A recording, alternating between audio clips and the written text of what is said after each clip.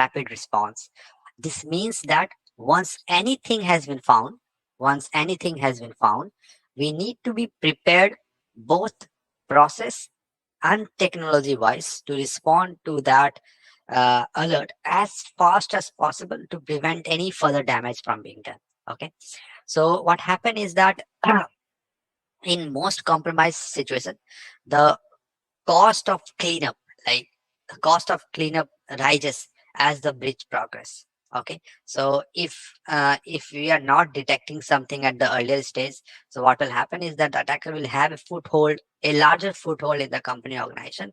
And now once we detect that, we would need to do more work than earlier to flush out the attacker from our organization. Okay, so as soon as we kind of detect an alert, and as soon as our response driven strategy is good, is quite speed up, we can quickly kind of contain the attacker, and we can kind of minimize the damage uh, from happening further.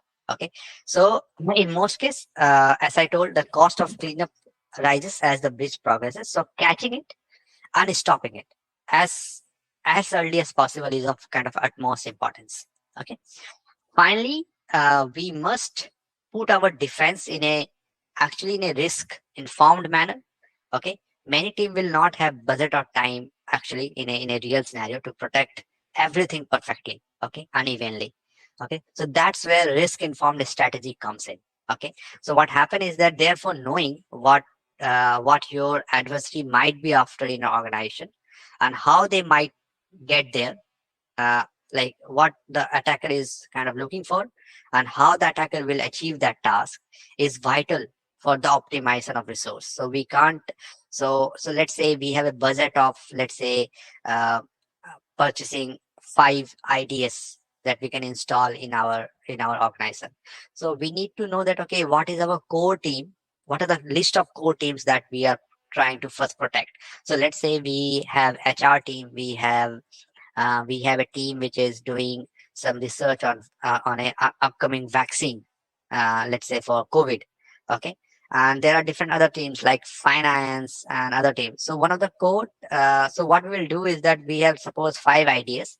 So based on the risk, based on the attacker trends that what they are after, what we will do is that we will put, let's say, 2 ideas in the network architecture of the research and organization department, research and analysis department, for example.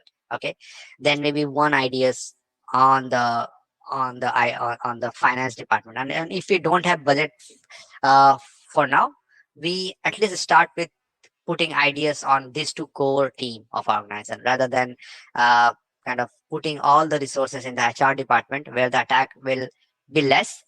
But we so that's something like we specify, we take the we put our strategy based on the risk that we are about to face. So we need to understand what the risk we are facing and how we can optimize the existing resource, and how we can kind of implement a good security strategy for the company based on the limited amount of funds that we have.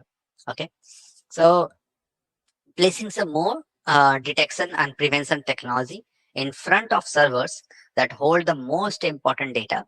Okay, and the people who have access to it in a it is kind of a rational way actually to maximize the return on your security tool investment.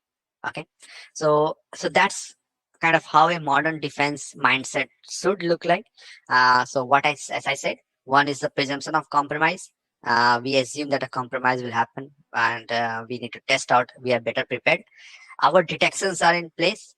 We our detection are such in place that we get alert for most of the attack vectors that is known in the market.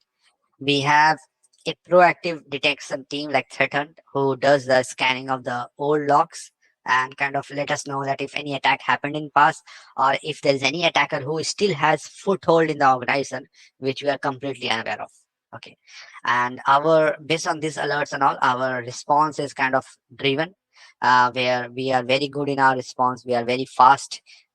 We are not like that, okay, if an attack has happened, we are wasting time in installing a tool how to kind of analyze the logs, but we are fully prepared in the front end itself. Okay, and now as I told about post exploitation focus, what will happen, we have a team which does a post exploitation of really high severity incident where we kind of know what attack happened, what the attacker did. And then based on all this thing, we also know how our company is, what are the core teams that we need to protect. And then based on limited funds, we take a risk informed strategy. We try to knock out the high risk, and then we proceed further as the budget is available. We proceed with kind of addressing the lower risk in our environment. Okay, so guys, that's all for today. And we will be kind of resuming from these points. So for this module, we have a lot of other slides that we need to kind of complete. Okay, so we'll go through that. The last part will be some little bit interesting. Also, we'll kind of look at some real case studies, like Equifax and Sony hack that happened in past, where we will be kind of learning what would have been better that that company would have done so that this attack would not have happened in their organization. Okay, so we'll look at those things too and going things forward. So that's all for today, guys. So any questions for the points that we discussed today before we wind up?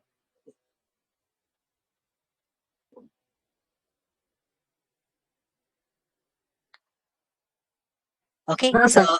yeah, okay, great. Yeah.